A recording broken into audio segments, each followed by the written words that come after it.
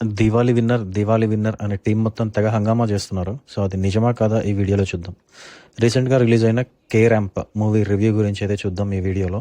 So చూసే ముందు ఎవరైనా మన ఛానల్ని కొత్తగా చూస్తుంటే please subscribe now, and already subscribe కనుక చేస్తుంటే please hit like button to start this video. So let's go to video now.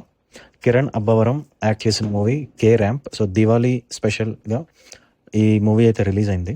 So ఈ మూవీ గురించి చూస్తే కిరణ్ అబ్బవరం పర్ఫార్మెన్స్ అయితే బాగుంది మూవీలో.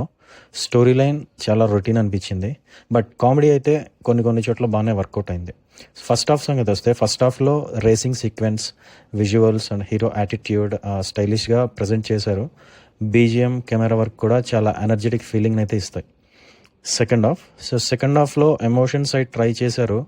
ఎమోషన్స్ అంతగా కనెక్ట్ అవ్వలేదు, అండ్ స్లోగా కూడా ఉంది second half, and predictable climax. So ఎక్కువ చెప్పదలుచుకోలేదు.